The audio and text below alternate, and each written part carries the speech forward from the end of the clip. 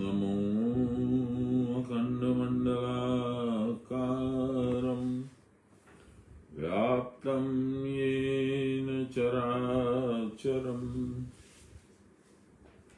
तत्पदं दर्शितं येन तस्मै श्रीगुरवे नमः। गुरुर्ब्रह्मा गुरुर्विष्णु गुरुर्देवो महेश्वर गुरुर्साक्षात् परब्रह्म तस्मै श्रीगुरवे नमः। ध्यानमूलं गुरोर्मूर्ति पूजामूलं गुरोर्पदं मन्त्रमूलं गुरोर्वाक्यं मोक्षमूलं गुरोर्कृपाम्। ब्रह्मानन्दं परमसुखदं केवलं ज्ञानमूर्तिं द्वन्द्वातीतं गगनसदृशं तत्त्वमस्यादिलक्ष्यम् एकं नित्यं विमलमचलं सर्वदा साक्षिभूतं भावातीतं त्रिगुणरहितं सद्गुरुं तं नमामि सद्गुरुं तं स्मरामि सद्गुरुं तं भजामि। नमो श्री ब्रह्म विद्यां योग शास्त्रे नमः। श्री गुरुचरण कमलेभ्यो नमः। श्री कृष्णाय नमः। श्री दुर्गादेव्यै नमः।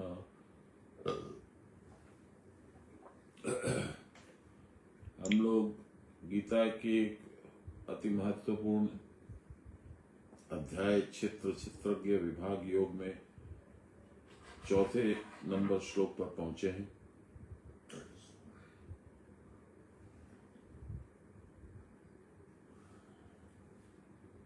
জয় গুরু দাদা। জয় গুরু জয় গুরু। আমি ছিলাম না এতদিন, আসাম গেছিলাম, এই তো সবে আসলাম। ভালো তো, আসাম ভালো জায়গায়। এখন বিশ্বমোহন কি নাম আছে জানো? হেমন্ত বিশ্ব শর্মা। হেমন্ত বিশ্ব শর্মা আরো ভালো করে দিচ্ছে। গুড। মা একবার নিয়ে গেছিলেন আমাকে কামাখ্যা দেবীর মন্দিরের পরিসরের জাস্ট বাইরে একটা ধর্মশালায় আমরা উঠেছিলাম। বাপি বলে আসামের গুরু ভাই ছিল, সে ওখানে আয়োজন করেছিল, খুব সুন্দর আমাদের সমবেত হলো, সব পুজো টুজো হলো, দুদিনে রইলাম। মায়ের সমক্ষে গিয়ে একদম পূর্ণ চণ্ডী পাঠ করা হলো, মায়ের কৃপা হলো, খুব ভালো লাগলো।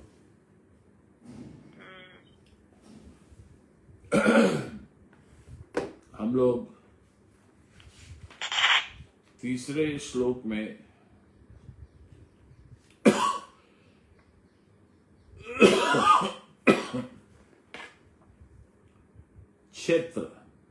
क्षेत्र माने शरीर। देखिए गीता के प्रथम अध्याय प्रथम श्लोक में ये बार बार बोलता हूं मैं,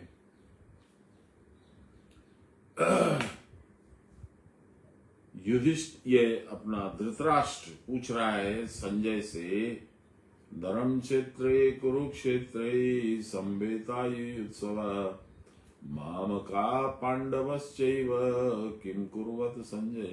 हे संजय, मेरे और पांडु के बेटे युद्ध की इच्छा से एकत्रित होकर धर्म क्षेत्र कुरुक्षेत्र, एक ही जगह का दो नाम, क्षेत्र दोनों ही, क्या कर रहे हैं मुझे बताओ। और इसकी व्याख्या में हम लोगों ने देखा कि शरीर के हिस्से कई हम लोग कर सकते हैं। गुण के हिसाब से 3 हिस्से, 1 नाभि तक 2, नाभि के नीचे 3, वर्टिकल। यदि हम लोग सामने और पीछे दो हिस्से करें तो सामने का हिस्सा हो गया कुरुक्षेत्र, संसार के साथ लेन देन, आपकी आंख नाक कान मुंह सब कुछ सामने, और पीछे हो गया धर्म क्षेत्र। इसके लिए कबीरदास जी ने बड़ा सुंदर एक गीत लिखा है। तारो मार्ग माथेर लार, लार माने पीछे, मुसाफिर अब क्यों भटको जाई रे। तेरा रास्ता पीछे है, सामने कहाँ घूम रहा है। तारो धर्म है माथेर लार, सौदागिर अब क्यों भटको जाई रे। हम लोग सौदा करते हैं, इसलिए हम लोग बाहर जाते हैं। बाहर ही तो सौदा हो ना, घर के अंदर तो सौदा होता नहीं। कबीरदास जी ने लिखा है गीता में, जो लिखा है धर्म क्षेत्र कुरुक्षेत्र, उसकी व्याख्या यह है कि कुरुक्षेत्र माने सामने का हिस्सा, धर्म क्षेत्र माने पीछे का हिस्सा। तो तुम पीछे रहो, आगे मत रहो। इसमें आंख में कान में नाक में इनमें उलझे रहोगे तो बेरास्ता हो जाओगे, भूल जाओगे रास्ता। ये भगवान बोल रहे हैं हम लोग को। तो ये कल हम लोगों ने कुछ अर्थ में सुना था, क्षेत्र क्या है। आज हम लोग सुनेंगे, भगवान आगे उसी को बढ़ाएंगे। ये शरीर जो जैसा है उसका विकार होकर जो जिस रूप से संसार में सब लोगों में आवृत है, ये सब लहरी मासी की भाषा है। क्षेत्र और क्षेत्रज्ञ के संबंध में जो वक्तव्य है भगवान वही बतलाएंगे। अर्जुन को इसे भली भांति सुनकर समझने के लिए भगवान कह रहे हैं, शरीर जिस प्रकार जड़ दृश्य स्वभाव युक्त है और जिस प्रकार इच्छादि धर्म विशिष्ट होकर ज्ञान को आच्छादित कर रहा है,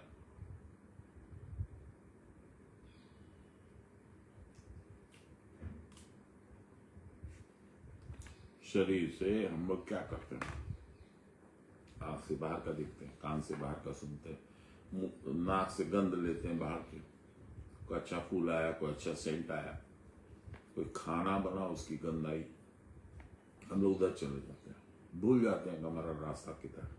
यही भगवान बोल रहे हैं, ज्ञान को आच्छादित कर देता है वो सुगंध या वो दृष्टि या वो साउंड, हम लोग को खींच लेता है उधर, तो अंधकार में चले जाते हैं। ये है शरीर का धर्म। आज का श्लोक है 4 नंबर। आज के श्लोक में भगवान कह रहे हैं,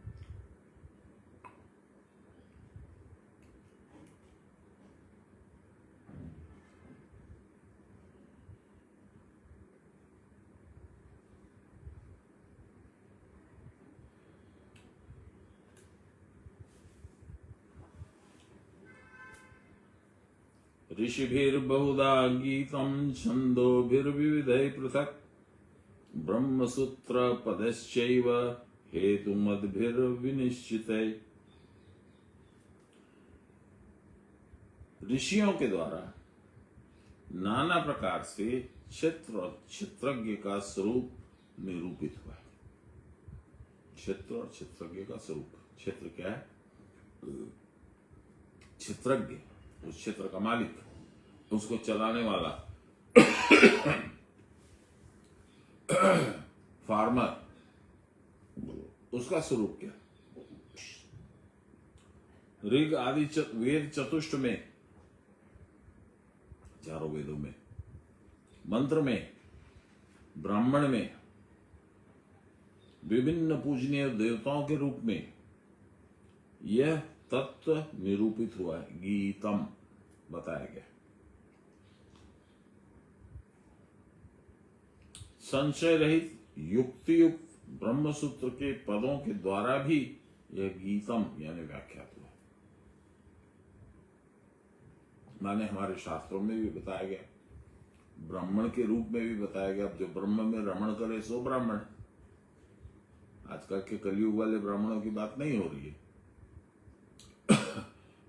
तो ब्रह्म के अलावा सब जगह रमण करते हैं। यदा कदा कोई 100, 200, 500 किलोमीटर पे एक ब्राह्मण कोई मिल जाएगा जो वाकई में ब्रह्म में रमण करता है, वो भी दुर्लभ है। तो हमारे शास्त्रों में, वेदों में ब्राह्मण शरीर में देखने से, देवताओं के शरीर की कल्पना करने से हम लोग को पता चलता है कि शरीर होना कैसा चाहिए, और हम लोग को ये भी पता है कि है कैसा। देखते हैं आगे क्या बोलते हैं।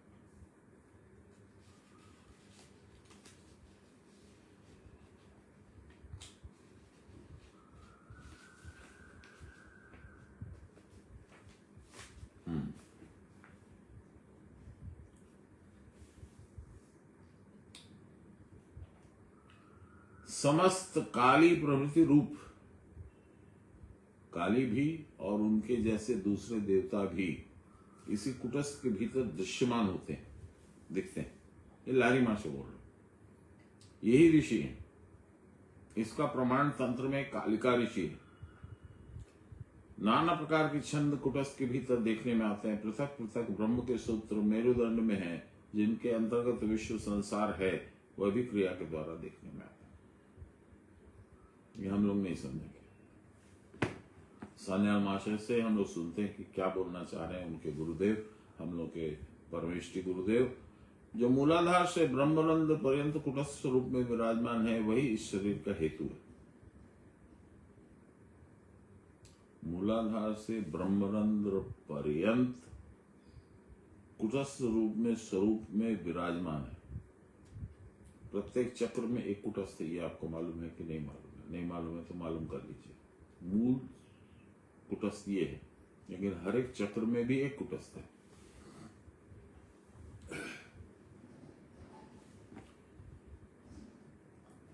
वशिष्ठ आदि ऋषियों ने अनेक शास्त्रों में इस क्षेत्र और क्षेत्रज्ञ के बारे में आलोचना की है। बहुत सारे शास्त्रों में, किताबों में, वेद में, पुराणों में, सब जगह क्षेत्र और क्षेत्रज्ञ की चर्चा हुई है। चूंकि इतनी व्यापक चर्चा हुई है, इसलिए आप समझ सकते हैं कि इस क्षेत्र और क्षेत्रज्ञ का कितना ज्ञान आवश्यक है।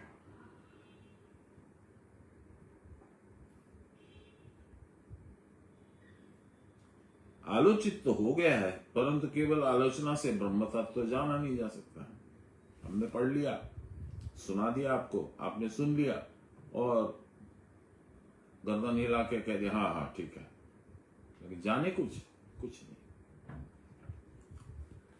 मैंने जो पढ़ा, मैं कुछ जाना नहीं। इसके लिए तपस्या की आवश्यकता है। प्राणायाम आदि तप के द्वारा नाड़ी के शुद्ध होने पर सत्य ज्ञान प्रकाशित होगा।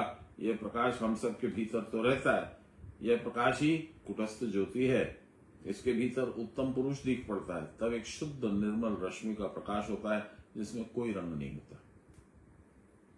उसे देखते देखते साधक ब्रह्ममय हो जाता है। साधन करते करते साधक के शरीर में एक विद्युतीय शक्ति उत्पन्न होती है, इलेक्ट्रिक पावर।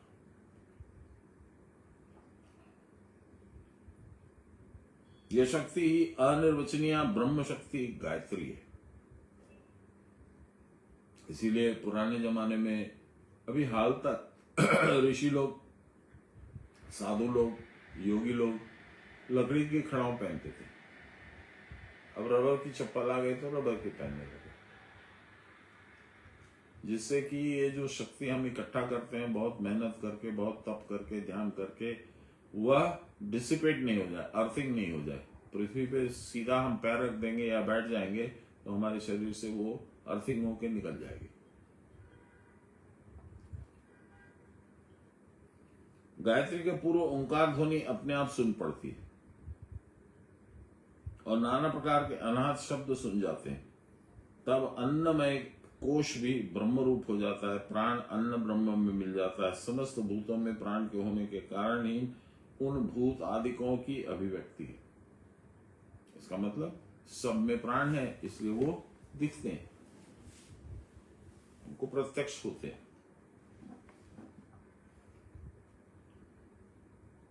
यह प्राण जब ब्रह्म में मिलता है तो समस्त भूत भी ब्रह्म में मिल जाते हैं। हमारा प्राण जो हमारे अंदर संचरण कर रहा है, वो जब तक बाहर झांक रहा है तब तक बाहर सब कुछ दिख रहा है। वो जब अंदर झांकेगा, आत्मा को देखेगा और उसमें मिलेगा, तो सारे भूत गायब हो जाएंगे, सिर्फ भगवान रहेंगे। इस ज्ञान का नाम ही वेद है। इसको जानने के लिए त्रय विद्या जाननी पड़ती है, अर्थात प्राण, अपान और व्यान की क्रिया करनी पड़ती है। प्राण अपान की क्रिया के द्वारा श्वास के स्थिर होने पर कुंभक सत्य ब्रह्म का ज्ञान होता है, अर्थात क्रिया की परावस्था रूप एक परमानंदमय अवस्था प्रकाशित होती है। यह स्थिति ही व्यान की क्रिया है। इसको तुरीय अवस्था कहते हैं और इसको जानना ही वेद कहलाता है। भूर भुवः, यह त्रिपदा गायत्री, इन तीनों लोगों के एक होने पर ही ब्रह्म पद मिलता है। भूर भुवः स्वः, तीन हो गया ना। स्वः माने स्वर, भूर माने पृथ्वी और भुवः माने पितृलोक। अर्थात तब इड़ा, पिंगला, सुषुम्ना तीनों एक हो जाते हैं। तब मस्तक में वायु स्थिर होती है। तब प्रथम पद बाहु में स्थिर होने पर, द्वितीय पद और सर्वत्र ब्रह्म दर्शन होने पर वायु चरम स्थिर अवस्था प्राप्त करती है। यही गायत्री का तृतीय पद है। प्राणायाम के द्वारा वायु के स्थिर होने पर स्थिति पद प्रकाश में आता है। इसको समझने की चेष्टा करिए। फिर से पढ़ता हूं। प्राणायाम के द्वारा वायु के स्थिर होने पर स्थिति पद प्रकाश में आता है। जब तक वायु स्थिर नहीं होगी, यानी बहिर्श्वास बंद होकर आंतरिक सुषुम्नावाही श्वास जब तक नहीं चलेगा, तब तक प्राण को स्थिर नहीं माना जा सकता है। जब तक ये नहीं होगा, तब तक स्थिति नहीं होगी। यह स्थिति ही अमृत पद है। यही अमृत पान कर लेने पर साधक स्वयं आनंद स्वरूप हो जाता है। आध्यात्मिक व्याख्या में कालिका ऋषि कहा गया है। यहाँ ऋषि का अर्थ है जो स्वयं उत्पन्न होता है।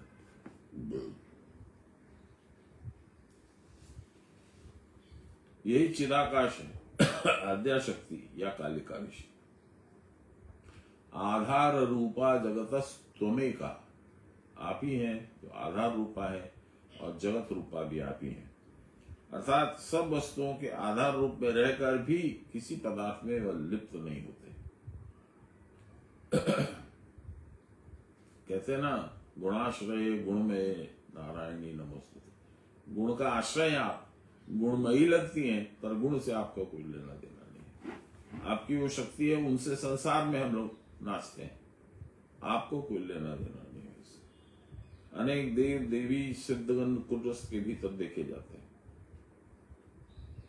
छंद, नाने प्रकार के सादे काले बिंदु कुटस्थ के भीतर दिखते हैं, जिनसे वीणा के समान ध्वनि सुनाई देती है। इसी आद्याशक्ति ऋषि या चिदाकाश के बारे में शास्त्रों में नाना प्रकार की व्याख्या हुई। ब्रह्म सूत्र के पदों के द्वारा ही ब्रह्म का स्वरूप सुनिश्चित होता है।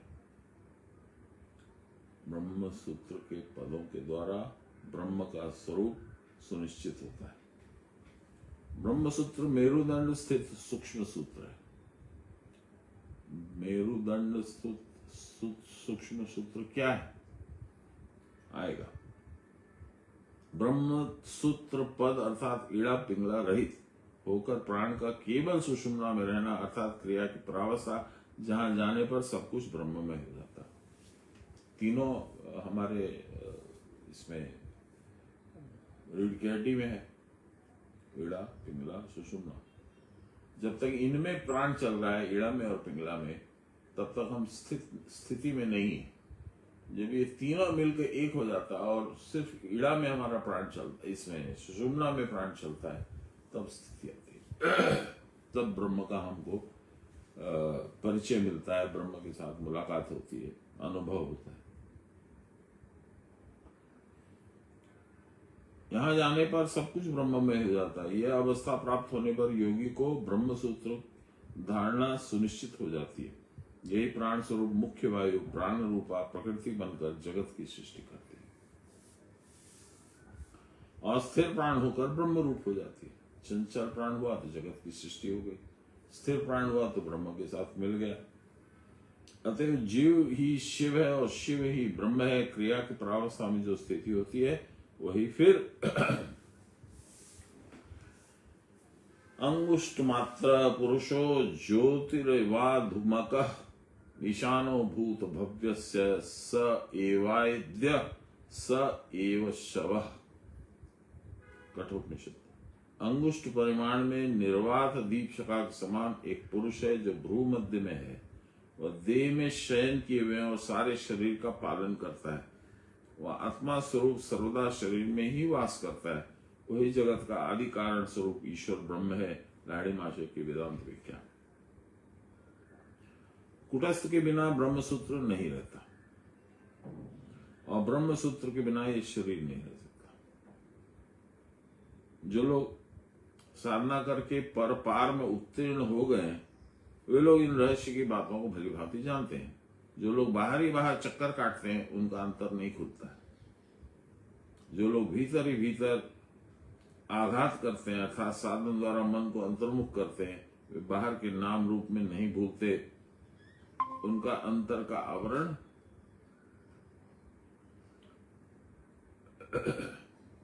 हट जाता है। वे तब सत्य स्वरूप के आवरणहीन मुख को देखकर कृतार्थ होते हैं। ये अंतर का आवरण हटने का मतलब क्या हुआ? ये मीरा जी का भजन है। घूंघट के पट खोल तोरे पिया मिलेंगे। अंतर का आवरण है। आवरण माने पर्दा, कपड़ा, ढकना, कंबल, कुछ भी। अंतर का आवरण, अंतर हम देख नहीं पा रहे, ढका हुआ है। तो वृंदावन में जाइए, किसी मंदिर में जाइए, पर्दा खींच देते हैं दिखते नहीं है, विग्रह दिखता नहीं है। ये उसी तरह से जब वो पर्दा हटेगा तभी आप भगवान को देखेंगे। इसी तरह से अंदर का मुंह जो ब्रह्म का स्वरूप जो है ढका हुआ है, वो जब तक नहीं खुलेगा पर्दा नहीं देख पाओगे। 5वां श्लोक। महाभूतान्यहंकारो बुद्धिर्व्यक्तमेव च इंद्रियाणि दशिकं च पंचचेन्द्रिय गोचरा। अब वापस से इस शरीर में क्या क्या है इसकी व्याख्या भगवान कर रहे हैं, फिर लाहिड़ी मास्टर करेंगे, फिर सान्याल बाबा करेंगे। सुनते हैं हम लोग।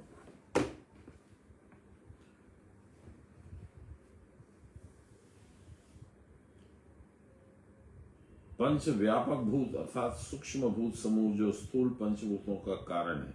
फिर अहंकार जो सूक्ष्म भूत समूह का कारण है। अहम प्रत्यय लक्षण मैं, अहंकार मैं, इस प्रकार की वृत्ति ही उसका लक्षण है। बुद्धि अहंकार का कारण और अध्यवसायत्मिका वृत्ति ही जिसका लक्षण है। अव्यक्तम एव च और मूल प्रकृति जो बुद्धि का भी कारण है। 5 ज्ञानेन्द्रिय, 5 कर्मेंद्रिय, ये सबको मालूम है। और एक और इंद्रिय है, उसका नाम है सॉरी, उसका नाम है मन। और श्रोत्र आदि 5 इंद्रियों के शब्द, स्पर्श, रूप, रस, गंध प्रवृत्ति, भोग्य, विषय 5 जो सेंसरी ऑर्गन्स है जिनको हम लोग ज्ञानेन्द्रिय बोलते हैं, उनके भोग क्या है? आंख का भोग है दृष्टि या रूप, कान का भोग है शब्द, हाथ का पैर का इसका है स्पर्श, स्किन का, गंध और रस।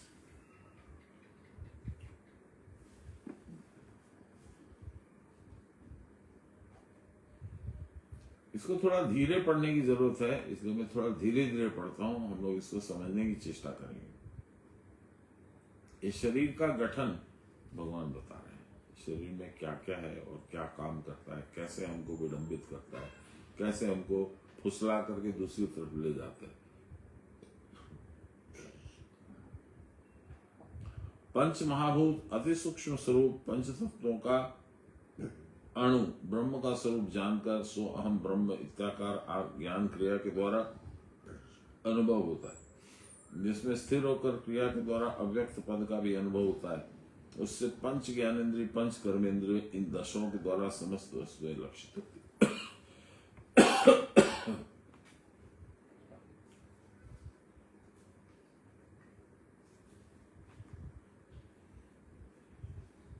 अब इसको सान्याल महाशय विस्तार से हम लोग को समझा रहे हैं। पंच महाभूत विश्व के कारण तो हैं, सही है। भूमि, रापो, अनलो, वायु, खम, ये 5 से संसार बना है। भगवान ने कहा भी है, भूमि, रापो, अनलो, वायु, खम, मनो, बुद्धिरेव च अहंकार इत्यम में भिन्ना प्रकृति रष्टधा। इन 8 चीजों से मैंने समस्त सृष्टि का निर्माण किया। सानवे महाशय यहाँ कह रहे हैं ये सब सृष्टि के कारण तो हैं, ये वो सारा मसाला है जिससे सृष्टि बनी है, सही है। परंतु ब्रह्म अणु से ही सब भूतों की उत्पत्ति होती है। ये सारे ब्रह्म अणु से ही बनते हैं।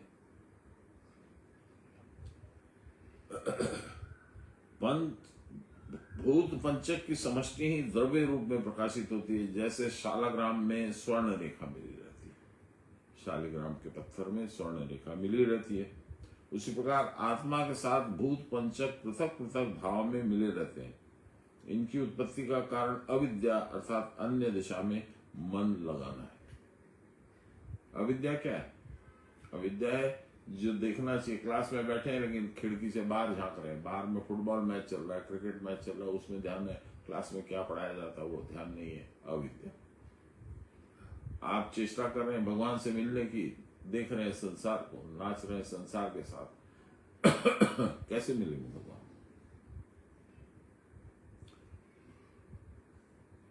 इसलिए कहा है इनकी उत्पत्ति का कारण अविद्या, अन्य दिशा में मन लगाना है। आत्मा के सिवा अन्य दिशा में मन लगाने पर ही जगत प्रपंच व्यक्त होता है। जैसे खिड़की के बाहर देखिएगा तो प्रपंच आएगा, अरे वो देखो किससे अच्छा से शॉट मारा, फिर भी देखो गोलकीपर कितना बढ़िया उसने रोक लिया, दूसरी बार शॉट मारा गोलकीपर भी हार गया, देखो वाह वाह वाह वाह बहुत बड़ा मैच चल रहा है। कहाँ है आप? पढ़ रहे हैं क्लास में, देख रहे हैं बाहर में। वही हाल है हम लोग का। आत्मा में यदि मन संलीन हुआ तो फिर प्रपंच नहीं दिखेगा, तब मैच नहीं दिखेगा, तो वो बोर्ड पे जो मास्टर लिख रहा है और बतला रहा है वो समझ में आएगा। क्रिया करके क्रिया की परावस्था में जब मन अन्य दिशा में जाता ही नहीं, क्योंकि मन उस वक्त होता ही नहीं। परावस्था में मन नामक चीज आत्मा में मिल जाती है, उसका अलग अस्तित्व तो नहीं बचता है।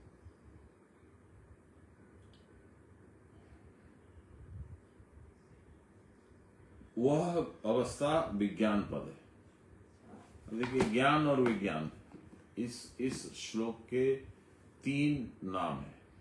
एक नाम है क्षेत्र क्षेत्रज्ञ विवेक योग, दूसरा नाम है प्रकृति पुरुष विवेक योग, प्रकृति क्या है पुरुष क्या है, और तीसरा है ज्ञान और ज्ञेय योग। आप समझ रहे हैं? तो देखिए यहां पे क्या बोल रहे हैं, ज्ञान और विज्ञान। ज्ञान क्या है? सामान्य, ये देखा मैंने, ये समझा, इसमें आनंद आया। विज्ञान क्या है? वही हो जाना जिसको हम देख रहे हैं, जिस वस्तु को हम ज्ञेय समझते हैं यानी जानने लायक समझते हैं, उसके साथ एकाकी हो जाना। उससे हम अलग रहते हैं तब तक हमको जानना पड़ता है वो क्या है, हम क्या है, कैसे जान रहे हैं, क्या हो रहा है, तो उसको बोलते हैं ज्ञान। कबीरदास जी ने भी बोला है और तुलसीदास जी ने भी बोला है ना, जानत तुम ही हुई जावा। वही है विज्ञान।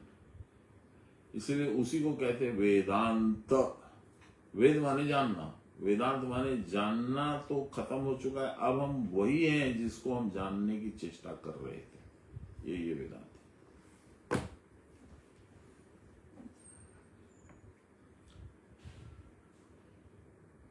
क्रिया करने पर क्रिया की परावस्था में उसका अनुभव होता है। उस अवस्था में सब वस्तु में ब्रह्म दर्शन होता है। क्रिया की परावस्था क्या फर्क है? क्रिया की परावस्था में मन नहीं, बुद्धि नहीं, बाहर दृष्टि नहीं, शरीर नहीं, है कि नहीं पता नहीं, नाम नहीं, कुछ नहीं, आप उनके साथ एक हो गए। परावस्था में क्या है? अब वो बाहर का संसार भी कुछ कुछ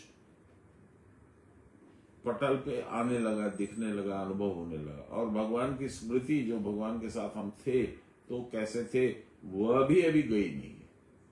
इसको परावस्था की परावस्था कहते हैं। परावस्था की परावस्था।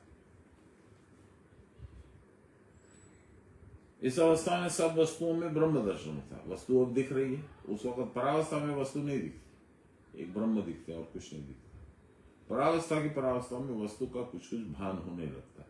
तो कह रहे हैं कि सब, और इस अवस्था में सब वस्तुओं में, अब वस्तु आ गई ना, तो ब्रह्म दर्शन होता है। वस्तुएं तो अनंत है, इसलिए ब्रह्म भी अनंत है। कुटस्थ के भीतर नक्षत्र, उसके भीतर गुफा है। इस गुफा में प्रवेश करने पर जो आकाश दिख पड़ता है, उस आकाश के अणु में समस्त वस्तुएं ब्रह्म स्वरूप में विराजमान है। वहां सब कुछ है और कुछ नहीं है। यह अनुभव पहले हमको होता है। हम माने मैं, अलग, आत्मा से अलग, ब्रह्म से अलग। अंत में हम भी नहीं रह जाते, अनुभव भी नहीं रह जाता, सब एकाकार हो जाता है। यही समस्त कारणों का कारण अव्यक्त अवस्था है। इसको कबीरदास जी ने भी बहुत अच्छे से गाया है। उनका भजन है ज्ञानाग्नि जब प्रज्वलित होती है, जब ज्ञान की अग्नि जलने लगती है तो क्या होता है। तो वो लिखते हैं गगन में आग लगी बड़ी भारी, गगन में आग लगी बड़ी भारी, जल गए ब्रह्मा जल गए विष्णु, जल गए रे त्रिपुरारी, गगन में आग लगी बड़ी भारी। ये परावस्था की बात हो रही है। इसमें कोई भी रूप ठहरता नहीं, परावस्था में सब लोप हो जाता है। ज्ञान अग्नि बोलिए, अग्नि बोलिए, जो बोलिए, उसमें सब लोप हो जाता है, नाना तो लोप हो जाता है, एक रहता है ब्रह्म। आप उन्हीं का हिस्सा है, इसलिए उनमें आप में फर्क नहीं रहता है। ब्रह्मा विष्णु महेश जो कुछ क्षणों के लिए निर्माण होते हैं, कुछ भी निर्मित जो चीज है उसकी एक अवधि होती है, तो उस अवधि में वो दिखते हैं, बाद में वो भी ब्रह्म में मर्ज कर जाते हैं, निराकार में। तो ये कहते हैं कि ऐसी अग्नि जलती है, ऐसी ज्ञान की अग्नि जलती है कि सब जल जाते हैं। अलग अलग नानात्व का जो रूप है, ब्रह्मा ये अलग है, विष्णु अलग है, शिव अलग है, वो पार्वती है, वो कुछ नहीं रहता। और हम भी तब उसी में मर्ज करके एक हो जाते हैं।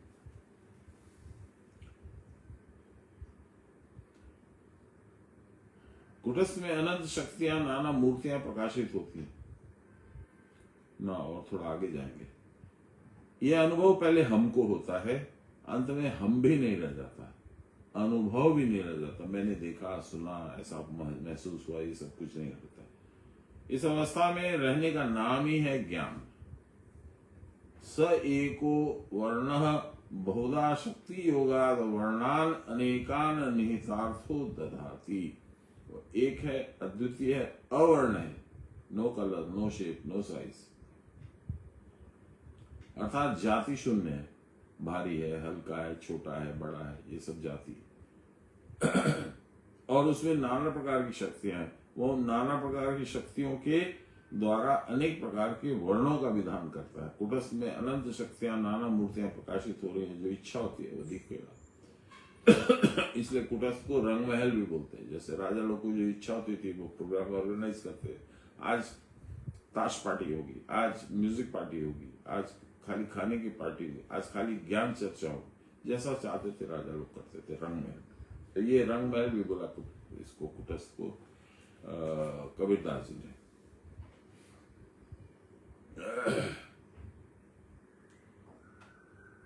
वहां पंच ज्ञानेन्द्रिय, पंच कर्मेंद्रियों के निरोध भावापन्न होने पर भी कुटस्थ की शक्ति से सब कुछ देखा और सुना जा सकता है। पंच ज्ञानेन्द्रिय, पंच कर्मेंद्रिय वहां काम नहीं करते यहाँ, लेकिन कुटस्थ में अपनी इतनी शक्ति है कि वहीं पे आपको अनुभव हो जाएगा। आंख से कुछ नहीं दिख रहा, कान से कुछ नहीं सुन रहा, पर यहां से आपको सब अनुभव हो जाएगा।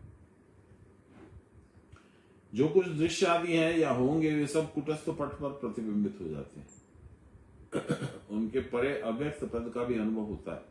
यह अव्यक्त क्रिया की परावस्था ही सबका मूल है, तथा वहां कुछ भी नहीं, सब शून्य है। कुटस्थ ही क्रिया की परावस्था का व्यक्त रूप है।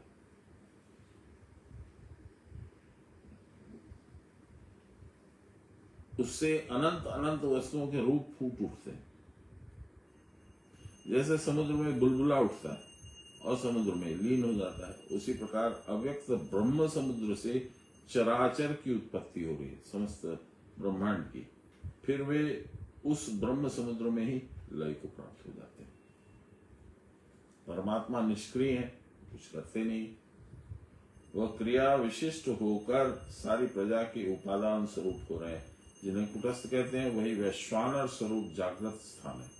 वैश्वानर अग्नि, तो जब कुटस्थ आया तो अग्नि लगी, गगन में आग लगी बड़ी भारी, वही वैश्वानर।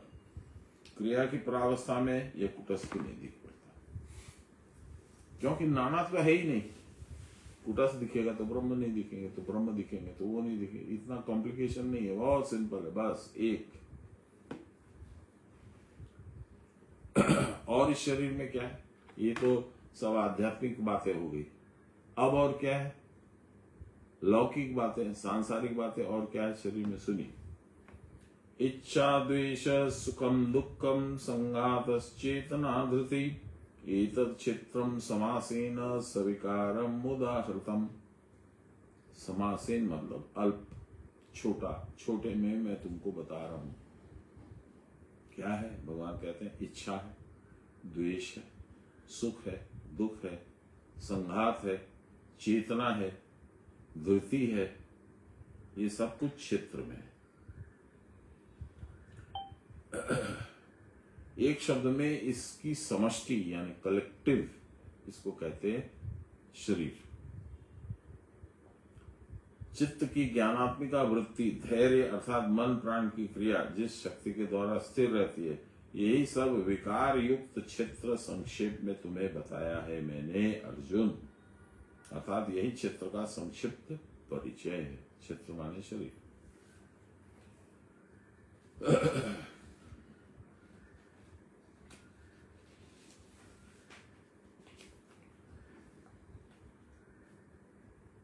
लारिमा से 4 लाइन की व्याख्या सुनते हैं, कितना समझ में आएगा मुझे पता नहीं है। तत्पश्चात किसी वस्तु में आसक्ति पूर्वक दृष्टि करने पर इच्छा होती है। शरीर का धर्म है ना, इसलिए उस इच्छा के पूर्ण न होने पर द्वेष होता है।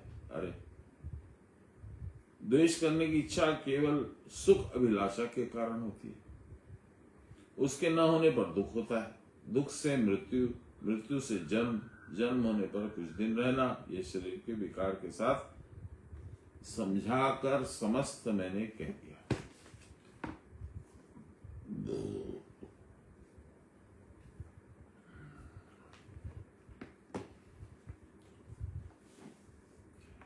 सान्याल बाब, शरीर होता क्या है क्या? शरीर के धर्मों के कहकर क्षेत्र तत्व का संहार करते। क्षेत्र क्या है ये सब बताने के लिए, शरीर क्या है, क्यों है, ये सब बता रहे हैं। अनादि ईश्वर इच्छा या संकल्प जगत प्रपंच होता है, से जगत प्रपंच होता है। देखिए कोई नहीं जानता है कि सबसे पहले स्वयंभू ईश्वर आए, वो क्यों आए कोई नहीं जानता।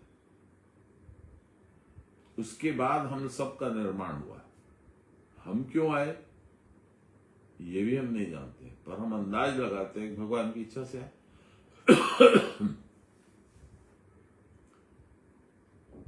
लेकिन ये पूरा संतोष देने वाला उत्तर नहीं है। ये मुझे तो संतोष नहीं हो रहा है। भगवान की इच्छा से आए, बहुत अच्छा। भगवान ने इच्छा करी क्यों? भगवान को तो इच्छा ही नहीं होती। तो ये अनुत्तरित प्रश्न है, इसका जवाब हर आदमी अपने हिसाब से देता है, पर मालूम किसी को नहीं।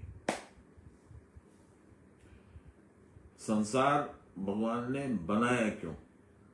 उनकी ऐसी इच्छा हुई क्यों? कल ही हम लोग चर्चा कर रहे थे, मैं गीता का जो ट्रांसलेशन कर रहा हूं इंग्लिश में, उसमें मैंने लिखा है कि भगवान ने एक टीवी गेम बनाया है जिसको हम लोग वीडियो गेम बोलते हैं। वो वीडियो गेम क्या है? उनके एंटरटेनमेंट के लिए, इनके भगवान के लिए। भगवान को क्या एंटरटेनमेंट की जरूरत होती है, ये मुझे भी मालूम है नहीं होती, पर और कोई जवाब भी तो नहीं है, क्यों बनाया? और उसमें उस वीडियो गेम में जितना भगवान नहीं फंसते हैं, उससे ज्यादा उस गेम के जीव फंसते हैं, हम लोग। उसमें हम योनि परिवर्तन करते हैं, कभी ऊपर जाते हैं, कभी नीचे जाते हैं। सांप की सीढ़ी का खेला, सांप सीढ़ी का खेला, वो भी है उसमें। योनि बदलते हैं, परिवर्तन होता है। आज ये शरीर है, कल मृत्यु हो गई थी, दूसरा शरीर हो गया, अधोपात हो गया तो चौपाया बन गए, जानवर बन गए, पशु पक्षी कीट पतंग कुछ बन गए। उन्नति हो गई तो वापस दो पाया बन गए। ये सब चलता रहता है इस वीडियो गेम में। और इस वीडियो गेम के निर्माता कौन है? भगवान नहीं है। भगवान की जो शक्ति है वो है, वो दो भागों में बट जाती है। पहली शक्ति जो पराशक्ति है, उसने ब्रह्मा विष्णु महेश बनाया।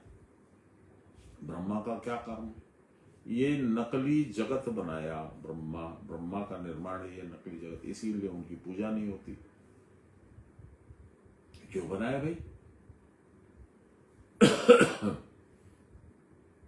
कोई जवाब नहीं। ब्रह्मा ने संसार का निर्माण क्यों किया?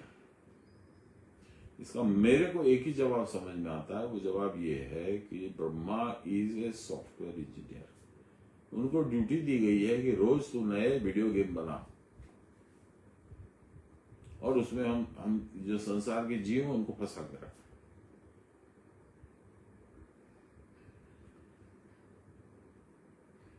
और उस वीडियो गेम के सॉफ्टवेयर में कभी कभी कुछ गड़बड़ी हो जाती है तो भगवान विष्णु आकर के उसको मेंटेन करते हैं। इसलिए वो सॉफ्टवेयर मेंटेनेंस इंजीनियर है भगवान विष्णु। और उसको खत्म करने के लिए, क्योंकि जब तक हम लोग फंसे रहेंगे तब तक भगवान की तरफ नहीं देखेंगे, और भगवान की तरफ ले जाने का, आपके कल्याण करने का जिम्मा शिव जी ने ले रखा है। मंगल करता है तो वो इस वीडियो गेम में वायरस डाल देते हैं। त्रिपुरारी, ये मेरी कल्पना है। यथार्थ कितना है इसमें मुझे नहीं मालूम, लेकिन यदि किसी को मालूम है कि भगवान ने क्यों बनाया, संसार क्यों बनाया, संसार क्यों चलाता है, पहले बनाता है, हमको फंसाता है, हम उसमें रोते गाते कराते तकलीफ पाते हैं, फिर उसके बाद में मृत्यु ला देता है, फिर दूसरा जन्म देता है, फिर रोते गाते। ऐसा क्यों कर रहा है भगवान? क्या आवश्यकता? हम उन्हीं के पास, उन्हीं के घर में, उन्हीं के साथ रह रहे थे तो क्या असुविधा थी? क्यों ये आडंबर, जिसको प्रपंच, जगत प्रपंच बोलते हैं, ऐसा क्यों बनाया भगवान ने? इसका कोई जवाब मुझे तो नहीं मिला इतने सालों में। मुझे लगता भी नहीं है कि मुझे इस स्पेसिफिक क्वेश्चन का जवाब मिलेगा। यदि किसी को है इसका जवाब मालूम तो प्लीज बताइए।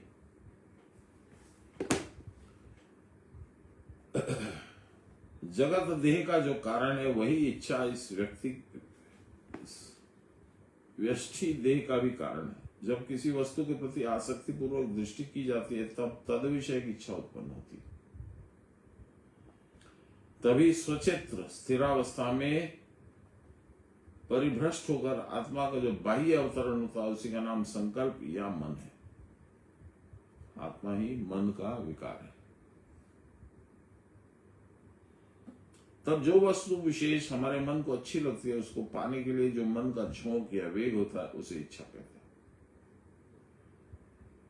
उस स्वाभिलाषा के पूर्ण न होने पर, उसकी सिद्धि में विघ्न पड़ने पर क्रोध या विद्वेष आकर उपस्थित होता है।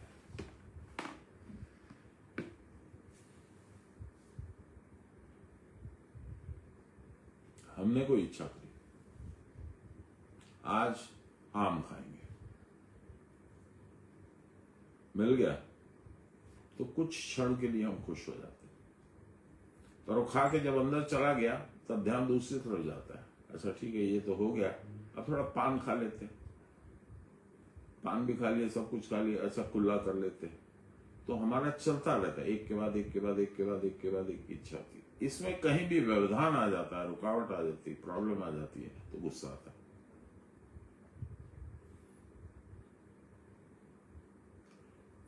और एक चीज प्राप्त हो गई तो उससे संतुष्टि नहीं होती।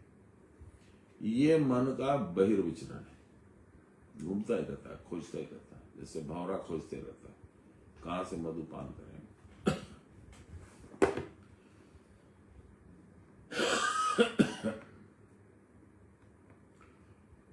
पूर्व संस्कारों के अनुसार विषय इंद्रिय संयोग के कारण कुछ विषय मन के अनुकूल और कुछ विषय मन के प्रतिकूल होते हैं। किसी को मिर्च अच्छी लगती, किसी को मिर्च अच्छी नहीं लगती, किसी को नमक तेज चाहिए, किसी को नमक नहीं चाहिए। ये संस्कार है, इसका कोई जवाब नहीं। पूर्व जन्म में किसका क्या हिसाब किताब था। अनुकूल यानी मेरे मन लायक जो विषय सुखजनक लगते हैं, प्रतिकूल यानी मेरे मन के विपरीत जो विषय हैं वो दुखजनक मानते हैं। ये सुख दुख कौन अनुभव करता है? भगवान से तो इसका कुछ लेना देना नहीं, ये तो आप ही अनुभव करते हैं। कैसे अनुभव करते हैं? आपकी इंद्रियों के द्वारा सिग्नल जाती है। कहां जाती है? सबसे पहले मन में, फिर मन मस्तिष्क को बोलता है, बुद्धि को ये तो यार बड़ा अच्छा था, इसको फिर रिपीट करें, या ये तो बहुत खराब था, इसमें तो अच्छा नहीं लगा, इसको आगे से फिर से नहीं होने देना।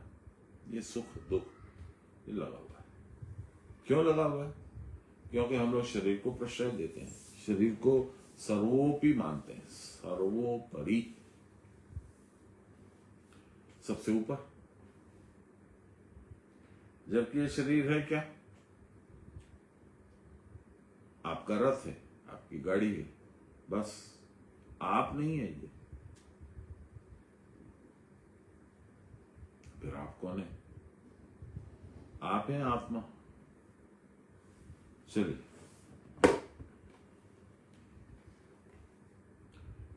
जीव का जीवन सुख और दुख का कतिपय अनुभव मात्र है, कलेक्शन ऑफ सुख एंड दुख। किसी सज्जन ने कहा था, भगवान की ऐसी इच्छा है, यदि एक सुख और दुख मिलाकर के जीवन को 1 रुपया मानते हो तो 12 आने दुख है और 4 आने सुख है। दुख पे कंसंट्रेट करोगे तो 4 आना सुख जो है वो छिप जाएगा। इसलिए यदि तुम होशियार हो तो उस 4 आना भर के सुख को 12 आने के शुरू में बांटो।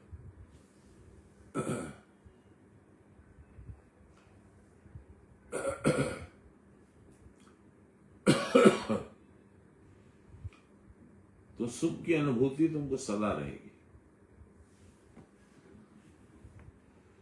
जीवन की जितनी आशाएं, कितनी इच्छाएं अपूर्ण रह जाती हैं, यवनिका गिर जाती है, जवानी खत्म हो जाती है। परंतु इस मृत्यु से ही जगत लीला का अंत नहीं होता। उन अपूर्ण इच्छाओं की पूर्ति के लिए हम फिर जगत में जन्म ग्रहण करना पड़ता है। मृत्यु के उस पार भी कुछ दिन भोग में देह पाकर वहां भी स्वर्ग नरक आदि का भोग होता है। भोग के अंत में फिर इस जगत में लौटना ही पड़ता है। फिर जन्म और मृत्यु फिर होती है। यह आवागमन कदापि मिटना नहीं चाहता। ये अच्छी बात है, हम समझ गए, आवागमन मिटना नहीं चाहता। बनाया क्यों, ये तो बताइए। इसका जवाब कोई नहीं दे पाता।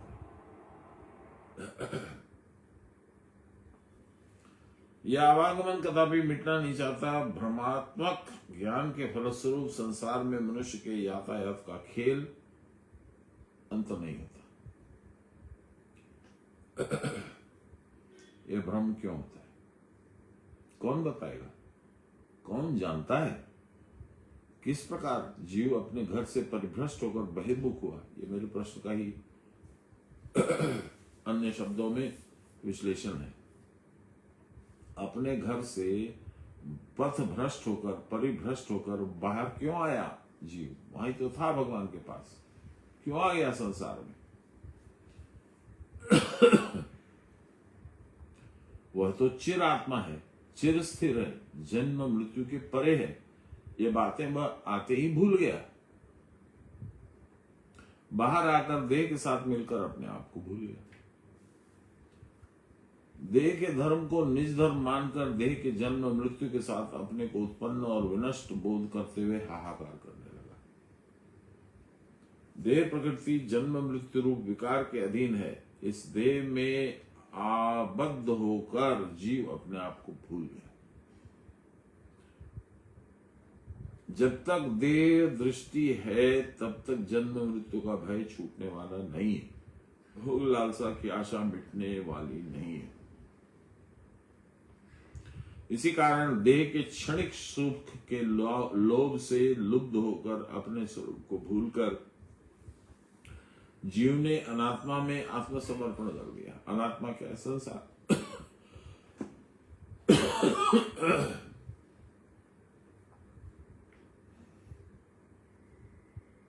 जीवन भर जीव इस देह को लेकर व्याकुल रहा है। देह के सिवा अपने चिन्मय स्वरूप का उसको कोई संधान नहीं। इसी से देह के सुख को सुख और कल्पित सुख के पीछे दौड़ धूप करता हुआ बारंबार देह ग्रहण और देह त्याग का उसको अभिनय करना पड़ता है। देह के भोग में तो सुख है नहीं, ये बात उसे कौन बतलाएगा? कौन उसको निज निकेतन का मार्ग दिखलाएगा? कौन उसके मिथ्या मैं को भुलाकर अन्य मैं की पहचान करवाएगा? अरे मूर्ख, मैं कर रहा है क्या? कभी मैं को देखा भी है? आत्मा को। तुम्हारा यह देह में वास्तविक नहीं है, ये मैं है ही नहीं, वह तो देहातीत में है। आओ देखें, देह के ऊपर सवार होकर कौन बैठा है? क्या उसकी ओर एक बार भी दृष्टि नहीं पड़ती? अरे वही तुम्हारा प्रकृत मैं है, वह नित्य सत्य अव्यय वस्तु है, उसका जन्म नहीं है, मृत्यु नहीं। मैं सब समझ गया, ये अच्छी बात है। पर ऐसा हुआ क्यों? ये प्रश्न का उत्तर अभी भी नहीं मिल रहा है। देखिए शायद आगे मिले, मुझे तो नहीं मिला।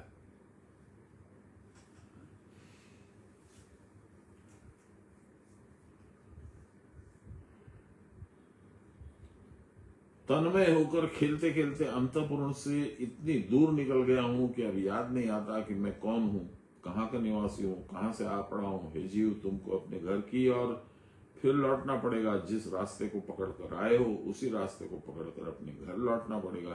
दूसरा कोई मार्ग भी तो नहीं है। किस रास्ते से आए हो क्या जानते हो? उस ब्रह्म स्वरूप से, इन शव शक्ति समरस भाव से हटते हटते हटते क्रीड़ान्मत बालिका के समान घर से बाहर निकलकर मैं रास्ता भूल चुका हूं। घर के भीतर जितना ही आलोकाकीर्ण था, इतनी रोशनी थी, घर के बाहर उतना ही घना अंधकार है।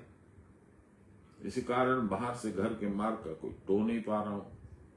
केवल अंधकार में भटक भटक कर मर रहा हूं। घर की याद तो आती है और अश्रु प्रवाह होता है। मैं अकेला हूं, पथ भ्रष्ट हूं, अंधकार में ही दौड़ रहा हूं, परंतु घर का कोई संधान नहीं पाता हूं। मैं अकेला हूं, निराश्रय हूं। यही देखकर बहुत से दस्यु मित्र का वेश में मुझको आकर समय समय पर मिलते हैं मेरे को लूटने के लिए। शायद मैं उनकी सीमा पार भी कर जाऊं तो मार्ग की बात मुझे कौन बताएगा? और कौन करुण हृदय मुझको ये मार्ग पकड़ा देगा जिसे पकड़ करके मैं अपने घर पहुंच सकता हूं? वैसे चित्त से क्लांत शरीर होकर जब मैं तटीनी तट पर बैठा बैठा रोता हूं, तब मेरी व्यथा से व्यथित मेरे दर्दी, मेरे भव सागर के कर्णधार माने डंडे चलाने वाले, नौका चलाने वाले श्री गुरुदेव आकर मेरा हाथ पकड़ते हैं और कहते हैं, आओ वत्स, इस नौका पर, इस पथ का अनुसरण कर तुम स्वयं अपनी नौका खेते चलो, तुम निज निकेतन में पहुंच जाओगे। डर नहीं कुछो, डहर नहीं पूछो, बांसुरी सुनत कबीरा बढ़ जाई। मार्ग के बारे में किसी से न पूछो, न कोई डर में रखो। वह जो तुम्हारे हृदय में बैठकर बांसुरी बजा रहा है, उस बांसुरी को सुनकर नाव को खेते चलो। उनके स्निग्ध शांत मुखमंडल में जो करुणा की दीप्ति फूट रही है, उसे देखकर समझता हूं कि मैं अपने घर फिर लौट पाऊंगा। आश्वस्त हो जाता हूं कि ऐसा होगा। उन्होंने अभयदान कर पथ का समाचार कह दिया और यह भी बतला दिया कि इस रास्ते में चलते चलते कहां पहुंचोगे। यह रास्ता वहां ही जाकर समाप्त होता है। चलता चलता वहां चला जहां निरंजन राय। मैं किसी आशा के मैं कितनी आशा करके भव नदी के उस मार्ग को पकड़कर अग्रसर होने लगा। परंतु जितनी आसानी से अनायास ही अंतपुर से बाहर आ गया था, उतनी आसानी से उतनी जल्दी घर की ओर नहीं पहुंच पा रहा हूं। मानो कोई मुझे पग पग पर बाधा दे रहा है। ये नदी टेढ़ी मेढ़ी होकर उबड़ खाबड़ पथ से चली गई है। बीच बीच में कितने घुमाव हैं, कितने आवृत हैं। जितना ही पास आ रहा हूं उतना ही रास्ता मानो और विकट लग रहा है। क्रमशः अग्रसर होना असंभव सा जान पड़ता है। नदी मानो अनेक मार्गों से घूमती फिरती जा रही है। अब मैं कौन सा रास्ता पकड़ूं? एक ही मार्ग टेढ़ा मेढ़ा चलकर कितनी दूर घूम फिर कर फिर उसी स्थान में आकर मिल जाता है। जितनी बार इस घुमाव को मैं पार करने की चेष्टा करता हूं, घूम फिर कर फिर उसी घुमाव के मुंह में आकर पड़ जाता है। मुझको भयभीत और संदेह में पड़ा देखकर फिर गुरु आए और बोले, रास्ता देखकर डरते हो? मत डरो, सीधे पार चले जाओ। सीधे पार करने पर तुम्हारी नौका अपने आप घुमाव का अतिक्रमण करके ठीक रास्ते से चली जाएगी। दूर से यह मार्ग जितना टेढ़ा दिखाई दे रहा, आगे जाने पर उसकी वह वक्र गति नहीं रहेगी, टेढ़ी मेढ़ी गति। रास्ता सीधा हो जाएगा। इस बार पार करने का कौशल भी बतला देता हूं। यह हृदय ग्रंथि भेद की साधना है, सेकंड स्टेज, ब्रह्म विद्या। प्राण के मार्ग से मन की नौका को चलाते जाओ, तभी उस त्रिमोहानी सत्व रज और तमो गुण को, इड़ा पिंगला सुषुम्ना के घुमाव को पार कर सकोगे।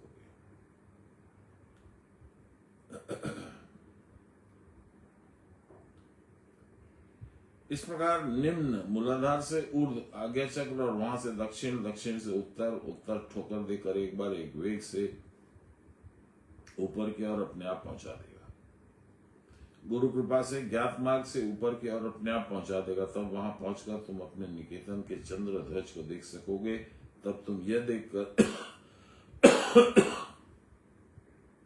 विस्मित हो उठोगे कि किस प्रकार कैसे मार्ग से अपने निकेतन तुम पहुंच सके हो। सॉरी, शरीर के विकार, इंद्रियों के विकार, मन और प्राण के विकार सब उस समय नीचे पड़े हुए दिखेंगे। तब नदी का मार्ग छोड़कर गगन पथ से चलते चलते ऐसे स्थान में अपने को पहुंचा हुआ तुम पाओगे जहां से दस्युगण कदापि तुमको आकर्षित नहीं कर पाएंगे। यद गत्वा न निवर्तन्ते, भगवान ने कहा है ये श्लोक गीता में, यद धामम परमम मम यद गत्वा न निवर्तन्ते, ये मेरा परम धाम है, यहाँ पहुंचने पर पुनर्जन्म नहीं होता। कबीरदास जी ने भी अपनी कवि उसमें भजन में लिखा, कदे चालांगा गुरु का देश में, गया पुरुष नहीं आया रे। उच्च स्थान में पहुंच जाने पर निम्न स्तर की बात तुम भूल जाओगे, विस्मृत हो जाएगी। इस देह, इंद्रिय, मन आदि सबको सूखी सड़ी लकड़ियों की तरह समान नीचे पड़ा देखकर तुम्हें आश्वासन मिलेगा। तब चित्रज्ञ और चित्र के सारे विकार स्वप्न दृष्ट पदार्थ के समान असत्य और अलीक हो जाएंगे। तब सब मानव स्वप्न घटित क्रीड़ा के समान जान पड़ेंगे। ये सारे देहेंद्रियों के खेल अंत तक नहीं रहते, इसलिए शास्त्र इनको अनात्म पदार्थ अर्थात असत्य वस्तु कहकर घोषित करते। अब आपको पता चला मेरे प्रश्न का जवाब? ये प्रश्न का जवाब ही भ्रम है। भ्रम से हमको लगता है कि भगवान ने निर्माण किया। हम कैसे फंसे इसमें? हम ऐसे फंसे कि कभी किसी चीज पे कोई हमारी दृष्टि पड़ गई, हमको पसंद आ गए, हम फंस गए। संसार की तरफ देख लिया, हम फंस गए। यद्यपि ये सब क्षेत्र नाम से जो कुछ भी है अलीक है, अंत तक ये नहीं रहते, तथापि इस मिथ्या प्रपंच का अवलंबन करते ही प्रपंचातीत अवस्था में पहुंचा जाता है। इसलिए साधकावस्था में इनकी प्रयोजनशीलता है। साधन कैसे करोगे? जब वहां पहुंच जाओगे तब जरूरत नहीं है, वहां पहुंचने तक जरूरत है शरीर की। अतः संघात, शरीर, चेतना, चिदाभास और धृति प्रयत्न विशेष के द्वारा जो स्थिरता आती है, ये सब आत्म तत्व के समान नित्य सत्य न होने पर भी आत्मज्ञान की प्राप्ति में सहायक है, निज निकेतन में पहुंचने के मार्ग हैं। श्री कृष्ण गोविंद हरे मुरारे, हे राम नारायण वासुदेव। श्री गुरु चैतन्य हे आत्मदेव, हे मात दुर्गे हर विश्वनाथम। सर्वे भवन्तु सुखिनः, सर्वे सन्तु निरामया, सर्वे भद्राणि पश्यन्तु, मा कश्चित् दुःखभाग् भवेत्। असतो मा सद्गमय, तमसो मा ज्योतिर्गमय, मृत्योर्मामृतं गमय। आविराविमयी। बोलिए प्रेम से गुरु महाराज की जय। परम गुरुदेव की जय। परात्पर गुरुदेव की जय। परमेष्टि गुरुदेव की जय। आदि गुरुदेव की जय। गुरु माता की जय। हर हर महादेव। जय गुरु प्रभु, जय गुरु माँ। आप सबको प्रणाम। जय श्री राम।